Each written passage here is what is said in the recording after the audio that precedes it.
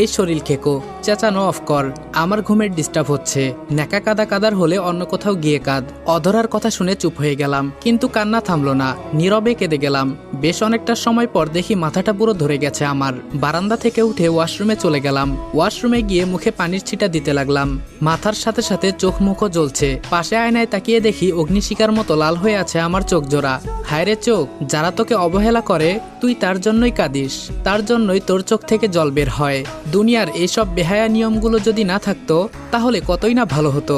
অনেকটা সময় ওয়াশরুমেও কাটিয়ে দিলাম। পরে বের হয়ে রুমে আসলাম। রুমে এসে দেখি অধরা এখনো খাটের উপরে বসে আছে। এই অধরা, এখনো ঘুমাওনি তুমি? কোনো সারা শব্দ নেই। হাতে একটা ফটো ফ্রেম দেখা যাচ্ছে অধরার। এই অধরা, কি হয়েছে তোমার? কথা বলছো না কেন? এটা বলে ওর গায়ে আলতো করে হাত দিয়ে নাড়া দিলাম। তখনই সে পেছনে ফিরে আমার মাথার মধ্যে কাচের ফটো ফ্রেমটা মেরে দিল। সাথে সাথে মাথা কেটে রক্ত পড়তে আরম্ভ করলো। কাচের কয়েকটা টুকরো মাথার মধ্যে গেঁথে গেছে। অধরা সজোরে চেঁচিয়ে বলে ওঠে, এই জানোয়ারের বাচ্চা, তুই আসলে একটা জানোয়ার। কত বড় সাহস তুই আমার শরীরে হাত দিস? আমি বললাম বসেছিলে, তার উপরে কথা বলছিলে না। অধরা বলল, আমি কথা বলবো কি বলবো না সেটা আমার ব্যাপার, কিন্তু তুই গায়ে হাত দিলি কেন? তোর জন্য এখন আমার তিশান কষ্ট পেয়েছে। ওর ফটো ফ্রেমটা আমি ভেঙে ফেলেছি।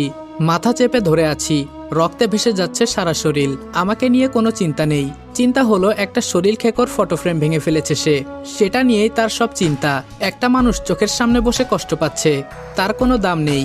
যে ধোকা দিয়ে চলে গেছে তাকে ঘিরে সব অনুভূতি তার। এখন স্বার্থপর দুনিয়া। হঠাৎ মাথাটা চক্কর দিতে শুরু করলো। পুরো দুনিয়াদারি ঘুরছে আমার। অধরা আমার মাথা খুব জোরে চক্কর দিচ্ছে। প্লিজ একটু পানি খাও আমায়, আমি আর টিকে থাকতে পারছি না, হয়তো এখনই মাথা ঘুরে পড়ে যাব আমি। অধরা বলল, তুই মরে যা, তাতে আমার কিছু যায় আসবে না। তোর জন্য আমার ভালোবাসার মানুষটার ফটো ফ্রেম আমি ভেঙে ফেলেছি। ঈশান হয়তো খুব কষ্ট পেয়েছে, সব তোর জন্য হয়েছে।